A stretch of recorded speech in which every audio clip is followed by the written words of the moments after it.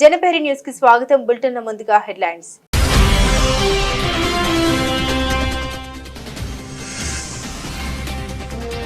Donald Trump నిర్ణయాలపై అమెరికాలో పెద్ద ఎత్తున నిరసనలు. ట్రంప్తో పాటు బిలియనియర్ మస్క్ చర్యలపై మండిపడుతున్న అమెరికన్లు.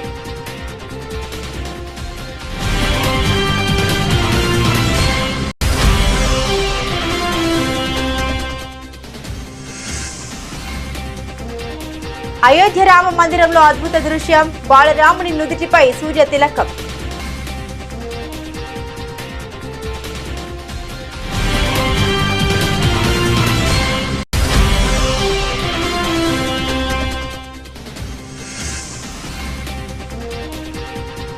కార్యకర్తలే మా పార్టీకి వెన్నెముక. బీజేపీ వ్యవస్థాపక దినోత్సవంలో ప్రధాని.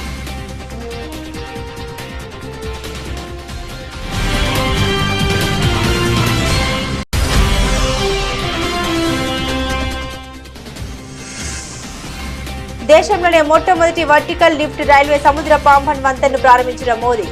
జాతికి అంకితం చేసిన దేశ ప్రధాని.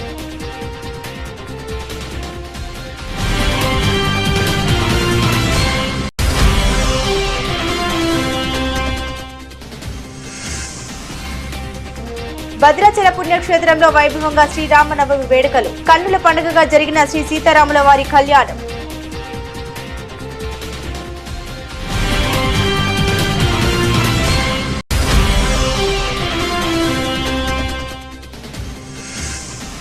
బూర్కపాడు మండలంలో సీఎం రేవంత్ రెడ్డి పర్యటన.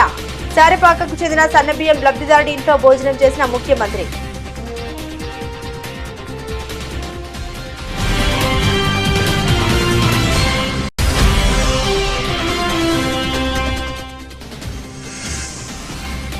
ముప్పాళ్ళ గ్రామంలో బాలికల హాస్టల్ సందర్శన. విద్యార్థులతో మాట్లాడి వారి సమస్యలు, అవసరాలు తెలుసుకున్నానన్న చంద్రబాబు.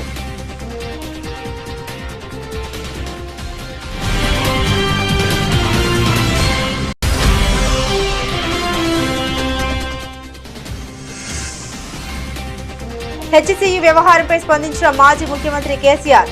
హెచ్సియు వ్యవహారంలో ప్రభుత్వం తీరు సరైంది కాదన్న కేసీఆర్.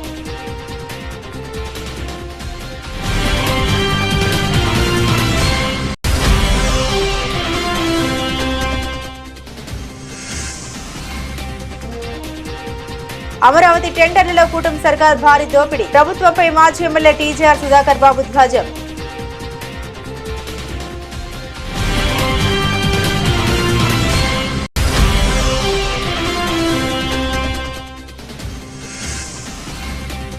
కేంద్ర మంత్రి బండి సంజయ్ సంచలన వ్యాఖ్యలు. బీజేపీ దేశభక్తి పార్టీ అని, ఎంఐఎం దేశ ద్రోహ పార్టీ అని అభివర్ణించిన బీజేపీ ఎంపీ.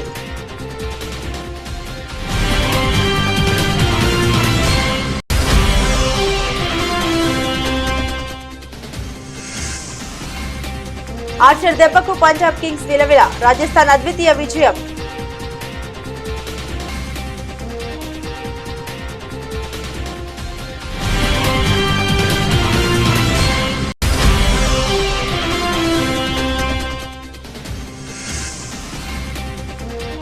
శ్రీరామనవమి శుభాకాంక్షలతో పెద్ద గ్లిమ్స్.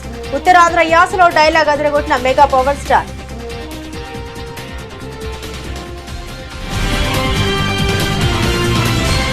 అమెరికా అధ్యక్షుడు డొనాల్డ్ ట్రంప్ అనూహ్య నిర్ణయాలపై ఆ దేశంలో పెద్ద ఎత్తున నిరసన వెల్లువెత్తుతున్నాయి. ప్రభుత్వ సంస్థల ఉద్యోగాల కోత, ఆర్థిక వ్యవస్థపై పడుతున్న ప్రభావం, మానవ హక్కులు, ఇతర అంశాలపై ట్రంప్తో పాటు బిలియనియర్ మస్క్ చర్యలపై అమెరికన్లు మండిపడుతున్నారు. ట్రంప్ తీరును వ్యతిరేకిస్తూ శనివారం వేల మంది నిరసనకారులు నార్త్ కరోలినాలోని షార్లెట్, మసాచుసెట్స్లోని బోస్టన్, వాషింగ్టన్ డీసీ సహా పలు చోట్ల భారీ నిరసన చేపట్టారు. హ్యాండ్స్ ఆఫ్ పేరిట నిర్వహించిన ఈ నిరసనలో 150కి పైగా గ్రూపులుగా 1200 మంది పాల్గొన్నారు. ఆందోళనకారుల్లో పౌర హక్కుల సంస్థల ప్రతినిధులు, కార్మిక సంఘాలు, ట్రాన్స్జెండర్లు, న్యాయవాదులు, దివ్యాంగులు, నిపుణులు ఉన్నారు. ట్రంప్ ప్రభుత్వ నిర్ణయాలు సరిగా లేవని, ప్రజల అవసరాలతో పని లేకుండా వ్యవహరిస్తోందని నిరసనకారులు మండిపడ్డారు. ట్రంప్ ప్రభుత్వం సరైన దిశలో నడవట్లేదని, భారీగా ఉద్యోగాల కోత వల్ల అమెరికాలో సేవలు వనరులపై తీవ్ర ప్రభావం పడుతుందని ఆందోళన వ్యక్తం చేశారు. విద్య, సామాజిక భద్రత, మెడికేర్, మాజీ సైనికుల హక్కులు ఇలా ప్రతి ఒక్కటి సవ్యంగా లేవని మండిపడ్డారు.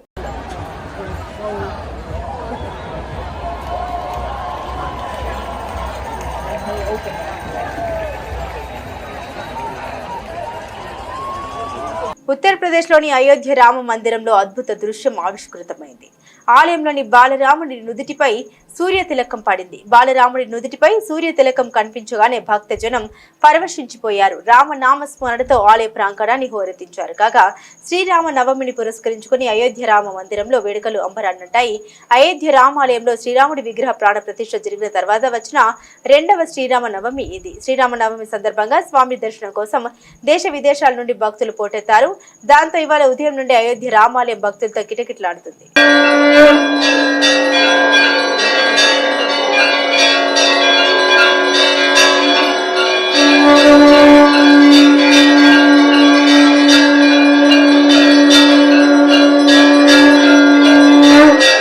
దేశంలోని ప్రజలందరూ బీజేపీ సుపరిపాలన చూస్తున్నారని ప్రధాని నరేంద్ర మోదీ పేర్కొన్నారు. ఇటీవల పార్టీ సాధించిన అనేక చారిత్రాత్మక విజయాల్లో ఇది ప్రతిబింబిస్తుందని తెలిపారు. బీజేపీ 45వ వ్యవస్థాపక దినోత్సవం సందర్భంగా పార్టీ శ్రేణులకు ఆయన శుభాకాంక్షలు తెలిపారు. దేశ పురోగతికి వికసిత్ భారత్ స్వప్నాన్ని సాకారం చేసుకునేందుకు మా నిబద్ధతను పునరుద్ఘాటిస్తున్నామని ప్రధాని తెలిపారు. కార్యకర్తలు తమ పార్టీకి వెన్నెముకని, వారి శక్తి, ఉత్సాహం, ప్రేరణ దాయకమని ప్రధాని మోదీ అన్నారు. కొన్ని దశాబ్దాలుగా పార్టీ బలోపేతం కోసం తమ జీవితాలను అంకితం చేసిన వారి సేవలు మరువలేనివని తెలిపారు. దేశ ప్రజలు తమ పార్టీ సుపరిపాలన అజెండాను చూస్తున్నారని, ఇటీవల సంవత్సరాల్లో మేము సాధించిన విజయాల్లో ఇది ప్రతిబింబిస్తుందని తెలిపారు. లోక్సభ, అసెంబ్లీలు, స్థానిక సంస్థల ఎన్నికల్లో ఎన్నో విజయాలు సాధించామన్నారు. సమాజ సర్వతోముఖాభివృద్ధి దిశగా తమ ప్రభుత్వాలు సేవ చేస్తూ ఉంటాయని ప్రధాని ట్వీట్ చేశారు. కాగా బీజేపీని 1980లో స్థాపించారు. 1984లో జరిగిన ఎన్నికల్లో ఆ పార్టీ కేవలం 2 లోక్సభ స్థానాలను మాత్రమే గెలుచుకుంది. అయితే ఆ తర్వాత అటల్ బిహారీ వాజ్పేయి, ఎల్కే అద్వానీల నాయకత్వంలో అంచెలంచెలుగా ఎదిగింది. ఆ విధంగా 1990లో మిత్రపక్షాలతో కలిసి అధికారంలోకి వచ్చింది. అనంతరం 2014 నుండి ప్రధాని మోదీ నేతృత్వంలో వరుసగా 3వసారి కేంద్రంలో కొలువుదీరింది. కాగా పార్టీ వ్యవస్థాపక దినోత్సవం సందర్భంగా బీజేపీ అధ్యక్షుడు జేపీ నడ్డా, కేంద్ర మంత్రి అమిత్ షా సైతం శ్రేణులకు శుభాకాంక్షలు తెలిపారు. దేశంలోనే మొట్టమొదటి వర్టికల్ లిఫ్ట్ రైల్వే సముద్ర వంతెన పాంబన్ బ్రిడ్జిని ప్రధాని నరేంద్ర మోదీ ఆదివారం ప్రారంభించారు. భారత భూభాగాన్ని రామేశ్వరంతో కలుపుతూ నిర్మించిన ఈ వంతెనను మోదీ జాతికి అంకితం చేశారు. అత్యాధునిక సాంకేతిక పరిజ్ఞానంతో 535 కోట్లు వెచ్చించి తమిళనాడులోని రామనాథపురం జిల్లాలో ఈ వంతెన నిర్మించారు. 2020లో rail Vikas Nigam limited RVNL పనులు చేపట్టి 4 ఏళ్లలో పూర్తి చేసింది. సముద్రంలో 2.08 కిలోమీటర్ల పొడవున్న ఈ వంతెనపై రైళ్ల రాకపోకలు సాగించేలా కింది నుండి ఓడలు వెళ్లేందుకు వీలుగా వర్టికల్ లిఫ్ట్ ఉంటుంది. 2019 మార్చి 1న ఈ ప్రాజెక్టును శంకుస్థాపన చేసిన ప్రధాని నరేంద్ర మోదీ ఆదివారం ఈ బ్రిడ్జిని ప్రారంభించారు. మోదీ పచ్చ జెండా ఊపగానే ఈ బ్రిడ్జి పై నుండి రామేశ్వరం తాంపారం స్పెషల్ ట్రైన్ పరుగులు తీసింది. किस तरह से रामेश्वरम को मुख्य भूभाग से जोड़ता हुआ, और ये वो दृश्य जिस बात का मैं जिक्र कर रहा था, ये इंडियन कोस्ट गार्ड का ये पुराना ब्रिज है वो खुला ही हुआ है और जो नया ब्रिज है वो ऊपर उठा हुआ है। आप जो पीछे पीली लाइन का ये ब्रिज देख रहे हैं, यही ब्रिज है जो दरअसल नीचे होता है. लेकिन इस భద్రాచల పుణ్యక్షేత్రంలో శ్రీరామ నవమి వేడుకలు వైభవంగా జరుగుతున్నాయి. మిట్ల స్టేడియం లోని శిల్పకళ శోభితమైన కళ్యాణ మండపంలో ఉదయం 10:30 తిరు కళ్యాణ మహోత్సవం ప్రారంభమైంది. ఈ కార్యక్రమం అనంతరం సీతారాముల కళ్యాణం కన్నుల పండుగగా జరిగింది. ఈ కళ్యాణాన్ని తిలకించేందుకు చుట్టుపక్కల ప్రాంతాల నుండి భక్తులు పెద్ద ఎత్తున తరలివచ్చారు. అభిజిత్ లగ్నంలో సీతారాముల కళ్యాణం జరిగింది. భద్రాచలం చేరుకున్న ముఖ్యమంత్రి రేవంత్ రెడ్డి దంపతులకు రామాలయంలో అర్చకులు, అధికారులు పూర్ణ కుంభంతో స్వాగతం పలికారు. అనంతరం శ్రీ సీతారామచంద్ర స్వామి వారిని దర్శించుకున్నారు. ఈ సందర్భంగా సీఎం రేవంత్ రెడ్డి దంపతులు స్వామి అమ్మవారికి పట్టు వస్త్రాలు, ముత్యాల తలంబ్రాలు సమర్పించారు. అధికారులు మిథిలా స్టేడియం ప్రాంగణాన్ని 24 సెక్టార్లుగా విభజించారు. శ్రీరాముని కళ్యాణోత్సవాన్ని అందరూ వీక్షించేందుకు అన్ని సెక్టార్లలో LED స్క్రీన్లు ఏర్పాటు చేశారు. కాగా సోమవారం శ్రీరామ పట్టాభిషేకం జరగనుంది. వేసవి కావడంతో చలువ పందిళ్లు ఏర్పాటు చేశారు. భక్తులకు మంచినీరు, మజ్జిగ పంపిణీ చేస్తున్నారు. సరిగ్గా ముహూర్త సమయం. ఈ ముహూర్త సమయానికి మన రాష్ట్ర ముఖ్యమంత్రులు యనమల రేవంత్ రెడ్డి గారి ద్వారా, వారి దంపతుల ద్వారా మనకు రాష్ట్ర ప్రభుత్వం తరఫున పట్టు వస్త్రాలు, ముత్యాల సమర్పణ జరుగుతూ ఉన్నది. తెలంగాణ రాష్ట్ర ప్రభుత్వం తరఫున రాష్ట్ర ముఖ్యమంత్రి వర్యులు యనమల రేవంత్ రెడ్డి, గీతా దంపతులు పట్టు వస్త్రాలు, ముత్యాలను సమర్పిస్తూ ఉన్నారు.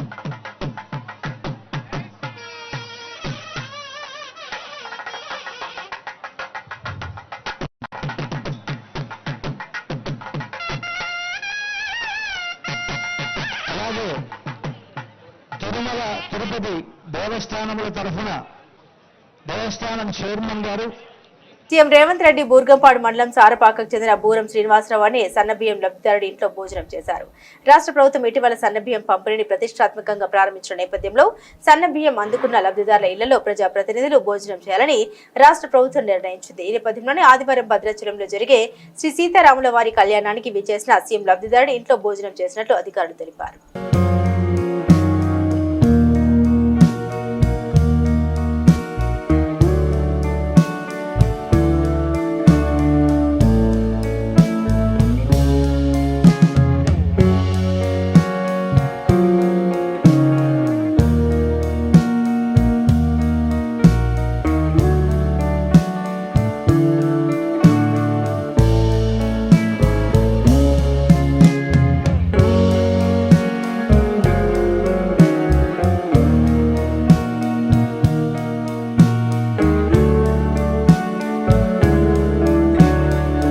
ఏపీ ముఖ్యమంత్రి చంద్రబాబు ముప్పాళ్ల గ్రామంలోని బాలికల హాస్టల్ ను కూడా సందర్శించారు. తన పర్యటన గురించి చంద్రబాబు సోషల్ మీడియాలో స్పందించారు. ముప్పాళ్ల గ్రామంలోని బాలికల గురుకుల సంక్షేమ వసతి గృహాన్ని, అక్కడి పాఠశాలను సందర్శించారు. విద్యా అభ్యాసానికి అనుకూలమైన సౌకర్యవంతమైన వాతావరణాన్ని అక్కడ కల్పించిన అధికారులకు అభినందన తెలియజేస్తున్నాను. హాస్టల్ విద్యార్థులతో మాట్లాడి వారి ఆలోచన, అవసరాలు తెలుసుకున్నారన్నారు. విద్యార్థినితో సంభాషణ ఎంతో ఉత్సాహంగా సాగింది. భవిష్యత్తు పట్ల వారి ఆలోచన చూసి నాకు ఎంతో ముచ్చటేసింది. హాస్టల్ కిచెన్, డైనింగ్ హాల్ ను పరిశీలించాను. సరుకుల నాణ్యతను పరిశీలించాను. భోజనం రుచిగా నాణ్యతతో అందిస్తున్నారా, ప్రభుత్వం నిర్దేశించిన మెనూ ప్రకారం అల్పాహారం భోజనం ఇస్తున్నారా లేదా అని అడిగి తెలుసుకున్నాను. వారు చెప్పిన సమాధానాలు సంతృప్తిని కలిగించాయి. బాగా చదువుకోవాలని, చదువు మాత్రమే జీవితాన్ని మార్చుతుందని వారికి తెలిపారు. వారికి నా ఆశీస్సులు అందించారని చంద్రబాబు వివరించారు. ఏంటా నువ్వేనా ఇక్కడ ఫుడ్ చేసేది? నువ్వేనా? నీ పేరేంటా? ఆది. అన్ని మెషిన్స్ వచ్చాయా? ఇవన్నీ కూడా వెజల్స్ అన్ని, కుకింగ్ అంతా ఆటోమేటిక్గా కదా ఇందులోనే చేస్తావు.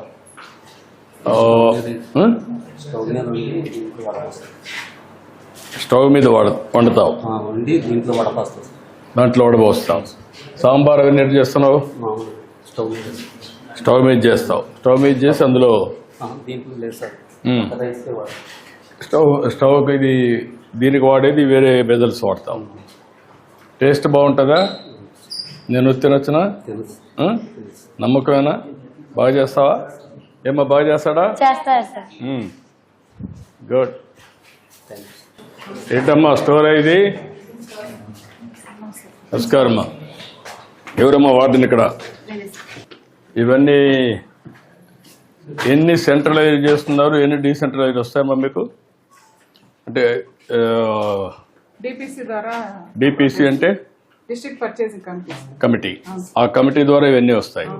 ఈ కమిటీ మీకు డెలివరీ చేస్తారు అంతే కదా? క్వాలిటీ వెండర్స్ చేస్తారు. ఆ వెండర్స్ పేర్లు ఇస్తారా లేకుంటే వాళ్ళే పంపిస్తారా? హైదరాబాద్ కేంద్రీయ విశ్వవిద్యాలయం కంచ గచ్చబోలి భూముల వ్యవహారంపై తెలంగాణ మాజీ ముఖ్యమంత్రి బీఆర్ఎస్ అధినేత కె చంద్రశేఖరరావు స్పందించారు. హెచ్సియు వ్యవహారంలో రాష్ట్ర ప్రభుత్వం వ్యవహరించిన తీరు సరైంది కాదని ఆయన అభిప్రాయపడ్డారు. హెచ్సియు విద్యార్థులకు వారికి అండగా నిలిచిన పార్టీలకు బీఆర్ఎస్ అధినేత అభినందన తెలిపారు. హెచ్సియు ఉదంతాన్ని ప్రభుత్వం గుణపాఠంగా తీసుకోవాలని ఆయన సూచించారు. బీఆర్ఎస్ ప్రభుత్వం తెలంగాణను దేశంలోనే ఆదర్శ రాష్ట్రంగా నిలబెట్టిందని తెలిపారు. రాష్ట్రాన్ని అగ్రగామిగా తీర్చిదిద్దితే దాన్ని నిలబెట్టుకోవడం ఈ ప్రభుత్వానికి చేత కాలేదని విమర్శించారు. ఇప్పటికే రాష్ట్ర ఆర్థిక ప్రతిష్టను ఈ ప్రభుత్వం దిగజార్చిందని అన్నారు.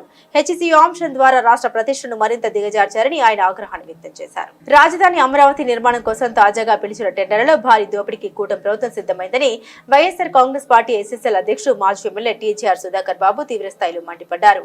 తాడపల్లి వైఎస్ఆర్సీపీ కేంద్ర కార్యాలయంలో మీడియాతో మాట్లాడుతూ సీఎం చంద్రబాబుపైకి రాజధాని అభివృద్ధి మంత్రంను జపిస్తున్నా దీని వెనుక పెద్ద ఎత్తున అవినీతి కుతంత్రం దాగి ఉందని ఆగ్రహాన్ని వ్యక్తం చేశారు. సెల్ఫ్ ఫైనాన్స్ ప్రాజెక్టు అని చెబుతూనే వేల కోట్ల రూపాయల అప్పులు తెచ్చి దానిలో నుండి కమిషన్ల రూపంలో జేబులు నింపుకునేందుకు చంద్రబాబు స్కెచ్ వేశారని ఆరోపించారు. సొమ్ము చంద్రబాబు జేబులోకి తెచ్చిన అప్పుల భారం ప్రజల నెత్తిన రుద్దే దుర్మార్గమైన కార్యక్రమానికి శ్రీకారం చుట్టారని ధ్వజమెత్తారు. ప్రజల నెత్తి మీద అప్పులు, వారి చేతులు చెప్పులు పెడుతుంది రాష్ట్ర ప్రభుత్వం. రాష్ట్ర ప్రభుత్వం ఇప్పటికే అప్పులను తీసుకురావడంలో రికార్డు బద్దలు కొట్టింది. గతంలో ఏ ప్రభుత్వం ఈ స్థాయిలో అప్పు చేసిన దాఖలాలు లేవు.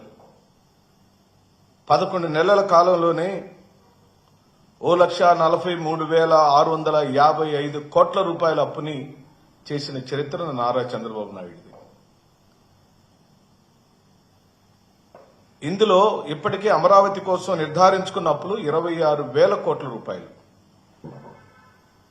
ఇందులో కేవలం అమరావతి కోసం నిర్ధారించుకున్న అప్పుల విలువ 26,000 కోట్ల రూపాయలు. ఈ 26,000 కోట్లను కలుపుకొని అమరావతి కోసం తేవబోతున్న అప్పులు మొత్తం 52,000 కోట్ల రూపాయలు. ప్రియమైన రాష్ట్ర ప్రజలారా, మీడియా మిత్రులారా, 11 నెలల కాలానికే 1,47,655 కోట్ల రూపాయల అప్పులు చేసిన ఈ ప్రభుత్వం కేవలం అమరావతి నిర్మాణం కోసమే 52,000 కోట్ల రూపాయల అప్పులను ఇప్పటికే తీసుకురావటంలో విజయవంతమైంది. ఒక్క వరల్డ్ బ్యాంక్ నుంచే 15,000 కోట్ల రూపాయలు, KfW జర్మనీ సంస్థ నుంచి 5 కోట్ల రూపాయలు, CRDA నుంచి 21,000 కోట్ల రూపాయలు, హడ్కో నుంచి 11,000 కోట్ల రూపాయలను ఈ రోజున తీసుకురావడం జరిగింది. మేమేమంటున్నామంటే, అమరావతిలో రాజధాని నిర్మాణ విషయంలో మీరు చూపిస్తున్న అత్యుత్సాహము, చొరవ క్రియాశీలకంగా ప్రజలకు, రాష్ట్రానికి ఉపయుక్తకరమైన పనులు చేయమని చెబుతున్నాం. తెస్తున్న అప్పులకు, జరుగుతున్న పనులకు పొంతన లేదని, రూపాయికయ్యే నిర్మాణాలను 10 రూపాయలు మీరు ఖర్చు చేస్తున్నారన్నదే ఈ రోజున ప్రధానమైన అంశం. తద్వారా మీరు 1,000 కోట్ల రూపాయలు ప్రజల యొక్క ధనాన్ని దుబారాగా చేస్తున్నారనేది అంశం. ఓ పక్కనేమో రాష్ట్రంలో మెడికల్ కాలేజీల నిర్మాణానికి రాష్ట్ర ప్రభుత్వం దగ్గర డబ్బులు లేవని చెబుతున్నారు. ఇప్పటికే నిర్మాణంలో ఉన్న పోర్టు నిర్మాణాలను ముగించడానికి డబ్బులు లేవని చెబుతున్నారు. షిప్పింగ్ హార్బర్ సుమారుగా 353 కోట్ల రూపాయలు. అంటే ఆ 353 కోట్ల రాష్ట్ర ప్రజల యొక్క డబ్బులు ఏం చేయాలి? ఇది రాష్ట్ర ప్రజలకు దోపిడీ కాదా? రాష్ట్ర ప్రజల యొక్క చెవులో పువ్వులు కాదా? ఈరోజు మేము అడుగుతున్నాం, అడిగేవాడు లేడని, మీ దుర్మార్గాలను, దోపిడీలను ప్రశ్నించేవాడు లేడని విచ్చలవిడితనంగా, నిరంకుశత్వంగా ప్రజలను భయభ్రాంతులు చేయటం, పోలీసు కేసులు పెట్టడం, ఊరిలో నుంచి తరిమివేయటం అనే సంస్కృతి, సాంప్రదాయాలకు తెరలేపిన తెలుగుదేశం పార్టీ ప్రభుత్వం ఈ రోజున నిస్సిగ్గుగా, ఏ మాత్రం భయం లేకుండా దోపిడీకి పరాకాష్ఠకు చేరింది. కేంద్ర హోంశాఖ సహాయ మంత్రి బండి సంజయ్ సంచలన వ్యాఖ్యలు చేశారు. ఈ సందర్భంగా ఆదివారం ఆయన కరీంనగర్ లో మీడియాతో మాట్లాడుతూ హెచ్సీ భూముల మీద విచారణ చేయడానికి నటరాజన్ మీనాక్షి ఎవరని, మంత్రులను ఆమె ఎలా కంట్రోల్ చేస్తారని ప్రశ్నించారు. సీఎం రేవంత్ రెడ్డి మంత్రులు రబ్బర్ స్టాంపులని మంత్రివర్గం విస్తరణలో ముఖ్యమంత్రిని కాంగ్రెస్ అధిష్టానం పట్టించుకోవడం లేదని విమర్శించారు. బీజేపీ దేశభక్తి పార్టీ అని, ఎంఐఎం దేశద్రోహి పార్టీ అని ఆయన అభివర్ణించారు. హైదరాబాద్ ఎమ్మెల్సీ స్థానాన్ని బీజేపీ దక్కించుకుంటుందని బండి సంజయ్ ఆశాభావం వ్యక్తం చేశారు. 45 సంవత్సరాల క్రితము 1980 ఏప్రిల్ 6వ తారీఖు నాడు మా అగ్రనాయకులైనటువంటి స్వర్గీయ భారతరత్న అటల్ బిహారీ వాజ్పేయి గారు, శ్రీ లాల్ కృష్ణ అద్వానీ గారి యొక్క నేతృత్వంలో భారతీయ జనతా పార్టీ ఆ రోజు ప్రారంభించబడింది. 45 సంవత్సరాల నుంచి నేటి వరకు కూడా అనేక ఒడిదుడులు ఎదుర్కొని అపజయాలను సైతం భరించి, అనేక అవమానాలను భరించి, అనేక మంది కార్యకర్తల యొక్క బలిదానాలు, నమ్మిన సిద్ధాంతం కోసం బలిదానాలతో పాటు నేడు అధికారంలోకి వచ్చిన పార్టీ భారతీయ జనతా పార్టీ 6 గ్యారెంటీలను గాలి కొదిలేసి తెలంగాణ ప్రజలను మోసం చేస్తున్నది. ముఖ్యమంత్రికి, మంత్రులకు పాలన మీద పట్టు లేకుండా పోయింది. రబ్బర్ స్టాంప్ ప్రభుత్వం వస్తున్నది. జనపద నుంచి ఇలా తెలంగాణ రాష్ట్రాన్ని పాలిస్తున్నారు. నిన్నగాక మొన్న పిసిసి అధ్యక్షులు మహేష్ గౌడ్ గారు అయిపోయారు. మంత్రివర్గ విస్తరణ అన్నది ఏఐసిసి నిర్ణయిస్తారని చెప్పని, దీని ద్వారా ఏ విధంగా రబ్బర్ స్టాంప్ గా మారిందో అర్థం చేసుకోవాలి. మంత్రివర్గ విస్తరణ అనేది ముఖ్యమంత్రి యొక్క విచక్షణ అధికారం మీద ఆధారపడి ఉంటుంది. సరే, జాతీయ పార్టీ కాబట్టి కొన్ని సూచన సలహాలు తీసుకోవచ్చు, కానీ ఏఐసీసీ నిర్ణయిస్తుందని చెప్పడం దీని ద్వారా తెలంగాణ రాష్ట్రంలో కాంగ్రెస్ పార్టీ ఎవరి చేతిలో కొనసాగుతుందో ఒకసారి అర్థం చేసుకోవాల్సిన అవసరం ఉంది. ఈ దేశాన్ని, ఈ తెలంగాణ రాష్ట్రాన్ని మజ్లిస్ కబంధ హస్తాల నుంచి కాపాడే లక్ష్యంగా భారతీయ జనతా పార్టీ ఉన్నది. కానీ తెలంగాణ రాష్ట్రాన్ని మజ్లిస్ కు అప్పయ్యపడానికి కాంగ్రెస్, బీఆర్ఎస్ లు పోటీ పడుతున్నాయి. అంటే ఇద్దరు పోటీ చేయకుండా మజ్లిస్ ఏకంగా గెలిపించడానికి ఈ తెలంగాణ రాష్ట్రాన్ని, హైదరాబాద్ భాగ్యనగరాన్ని మజ్లిస్ కు అప్పయ్యపడానికి చూస్తే దాన్ని అడ్డుకోవడానికే భారతీయ జనతా పార్టీ ఉంది. మేము గెలుస్తాం కూడా. దేశ ద్రోహ పార్టీ మజ్లిస్ పార్టీ. నేను మళ్ళీ చెప్తున్నా, శాసన మండలి ఎన్నికలు దేశ ద్రోహ పార్టీ అయిన మజ్లిస్ పార్టీకి, దేశ భక్తుల పార్టీ అయిన భారతీయ జనతా పార్టీకి మధ్య జరుగుతున్న యుద్దం. అక్కడ విజ్ఞులైన ఓటరైన ప్రజాప్రతినిధులు ఆలోచించాలి. మీ దేశ ద్రోహ పార్టీకైనా మజ్లిస్ ఓటేస్తారా? దేశ భక్తులు, దేశం గురించి, సనాతన ధర్మం గురించి, సమాజం గురించి ఆలోచించే భారతీయ జనతా పార్టీ ఓటేస్తారా? వాళ్ళ విజ్ఞతగా వదిలేస్తున్నాం. వరుసగా 2 ఓటములతో ఇండియన్ ప్రీమియర్ లీగ్ ను ప్రారంభించిన రాజస్థాన్ రాయల్స్ జట్టు ఆ తర్వాత పుంజుకుంది. వరుసగా 2వ విజయాన్ని సాధించి ఆత్మవిశ్వాసం నింపుకుంది. అటు బ్యాటింగ్, ఇటు బౌలింగ్ విభాగంలో రాణించి పంజాబ్ కింగ్స్ ను మట్టి కరిపించి 2వ గెలుపును తన ఖాతాలో వేసుకుంది. చండీగఢ్ లో పంజాబ్ కింగ్స్ తో జరిగిన మ్యాచ్ లో ఏకంగా 50 పరుగుల తేడాతో విజయం సాధించింది. ఈ మ్యాచ్ లో తొలుత బ్యాటింగ్ చేసిన రాజస్థాన్ రాయల్స్ జట్టు యశస్వి జైస్వాల్, సంజు శాంసన్, రియాన్ పరాగ్ మెరుపులతో 205 పరుగులు చేసింది. అనంతరం 206 పరుగుల భారీ లక్ష్య ఛేదనతో బరిలోకి దిగిన పంజాబ్ కింగ్స్ ను రాజస్థాన్ బౌలర్లు, ముఖ్యంగా జోఫ్రా ఆర్చర్ వెంబెలెత్తించాడు. తొలి బంతికే ప్రియాంష్ ఆర్యను పెవిలియన్ పంపి తొలి దెబ్బతీశారు. అది మొదలు వికెట్ల పతనం కొనసాగింది. 43 పరుగులకే 4 కీలక వికెట్లు పడిపోయిన వేళ నేహాల్ వదేరా, గ్లెన్ మ్యాక్స్వెల్ జట్టును ఆదుకునే ప్రయత్నం చేశారు. నేహాల్ 41 బంతుల్లో 4 ఫోర్లు, 3 సిక్సర్లతో 62 పరుగులు, మ్యాక్స్వెల్ 21 బంతుల్లో 3 ఫోర్లు, సిక్సర్లతో 30 పరుగులు చేశారు. వీరిద్దరూ అవుట్ అయిన తర్వాత వికెట్ల పతనం మళ్లీ మొదలైంది.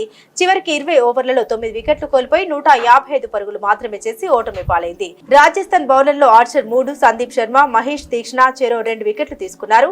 అంతకుముందు తొలుత బ్యాటింగ్ చేసిన రాజస్థాన్ రాయల్స్ నిర్ణీత 20 ఓవర్లలో 4 వికెట్ల నష్టానికి 205 పరుగులు చేసింది. జైస్వాల్ 45 బంతుల్లో 3 ఫోర్లు, 5 సిక్సర్లతో 67 పరుగులు చేయగా, కెప్టెన్ సంజు శాంసన్ 26 బంతుల్లో 6 ఫోర్లతో 38 పరుగులు, రియాన్ పరాగ్ 25 బంతుల్లో 3 ఫోర్లు, 3 సిక్సర్లతో 43 పరుగులు నాట్అవుట్ చేయడంతో రాజస్థాన్ భారీ స్కోర్ చేయగలిగింది. నితిశా రాణా 12, హెట్మేర్ 20 పరుగులు చేశారు. ధ్రువ్ జురెల్ 13 పరుగులతో నాట్అవుట్ గా నిలిచారు. 3 వికెట్లు పడగొట్టి జట్టు విజయంలో కీలక పాత్ర పోషించిన జోఫ్రా ఆర్చర్ కి player of the match award లభించింది. Mega power star Ram Charan నటిస్తున్న పెద్ద సినిమా తుది దశలో ఉంది. ఈ సినిమాలో చెర్రీ సరసన జాన్వీ కపూర్ నటిస్తుండగా ఉప్పెన డైరెక్టర్ బుచ్చిబాబు సానా దర్శకత్వం వహిస్తున్నారు. ఇటీవల రామ్ చరణ్ పుట్టినరోజు సందర్భంగా first look poster, title poster విడుదల చేసిన విషయం విదితమే. తాజాగా శ్రీరామ నవమి సందర్భంగా చిత్ర యూనిట్ ఫస్ట్ గ్లింప్స్ విడుదల చేసింది. ఈ వీడియోలో చెర్రీలు కదిరిపోయింది. ఉత్తరాంధ్ర యాసలో ఆయన చెప్పే డైలాగ్స్ కు థియేటర్లో ఈలడు చప్పటతో మారుమోగాల్సిందే. ఏదైనా నేల మీద ఉన్నప్పుడే చేసేయాలి, పుడతా మై ఏంటి మళ్ళీ అంటూ రామ్ చరణ్ చెప్పడం చూడొచ్చు. గ్లింప్స్ చివర్లో చరణ్ కొట్టిన 6 షాట్ అద్భుతమని హీరో అభిమానులు సోషల్ మీడియాలో కామెంట్లు పెడుతున్నారు. ఈ సినిమాకు ఏఆర్ రెహమాన్ సంగీతం స్పెషల్ అట్రాక్షన్ గా మారిందని చెబుతున్నారు. వచ్చే ఏడాది మార్చి 27వ తేదీన ఈ సినిమా విడుదల కానుంది. గేమ్ చేంజర్ తర్వాత చరణ్ నటిస్తున్న ఈ మాస్ యాక్షన్ పెద్ద సినిమాపై అభిమానుల్లో భారీ అంచనాలు నెలకొన్నాయి. బులెటిన్ ముగించే ముందు హెడ్లైన్స్ మరోసారి.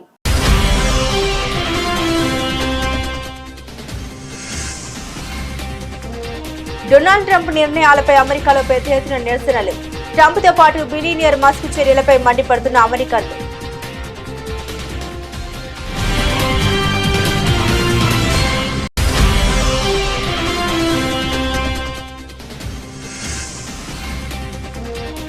అయోధ్య రామ మందిరంలో అద్భుత దృశ్యం. బాలరాముని నుదిటిపై సూర్య తిలకం.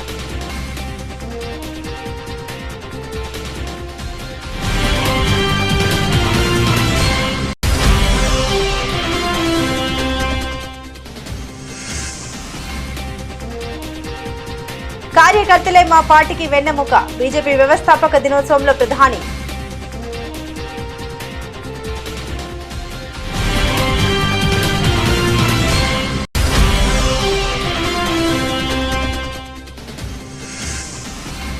దేశంలోనే మొట్టమొదటి వర్టికల్ లిఫ్ట్ రైల్వే సముద్ర పాంపన్ వంతెనను ప్రారంభించిన మోదీ. జాతికి అంకితం చేసిన దేశ ప్రధాని.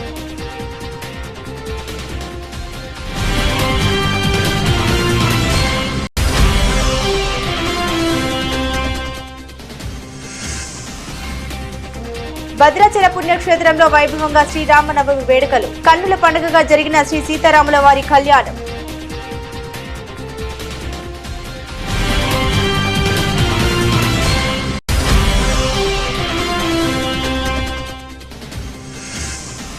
బూర్కపాడు మండలంలో సీఎం రేవంత్ రెడ్డి పర్యటన.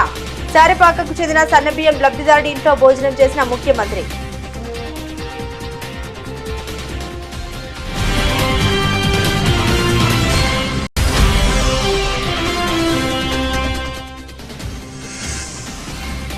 ముప్పాళ్ళ గ్రామంలో బాలికల హాస్టల్ సందర్శన. విద్యార్థులతో మాట్లాడి వారి సమస్యలు అవసరాలు తెలుసుకున్నానన్న చంద్రబాబు.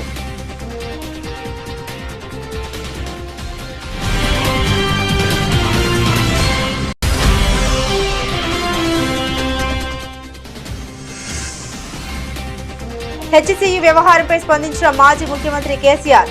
హెచ్సియు వ్యవహారంలో ప్రభుత్వం తీరు సరైంది కాదన్న కేసీఆర్.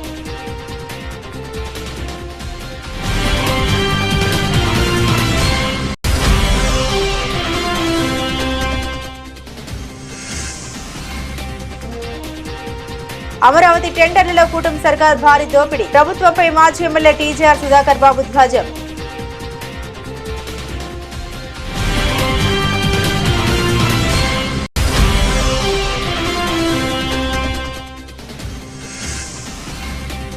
కేంద్ర మంత్రి బండి సంజయ్ సంచలన వ్యాఖ్యలు. బీజేపీ దేశభక్తి పార్టీ అని, ఎంఐఎం దేశ ద్రోహ పార్టీ అని అభివర్ణించిన బీజేపీ ఎంపీ.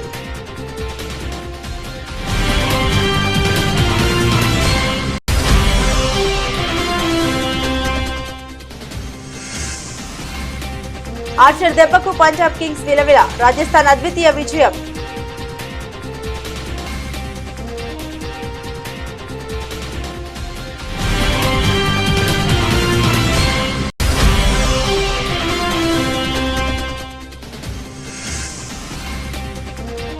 శ్రీరామనవమి శుభాకాంక్షలతో పెద్ద గ్లిమ్స్. ఉత్తరాంధ్ర యాసలో డైలాగ్ అదరగొట్టిన మెగా పవర్ స్టార్.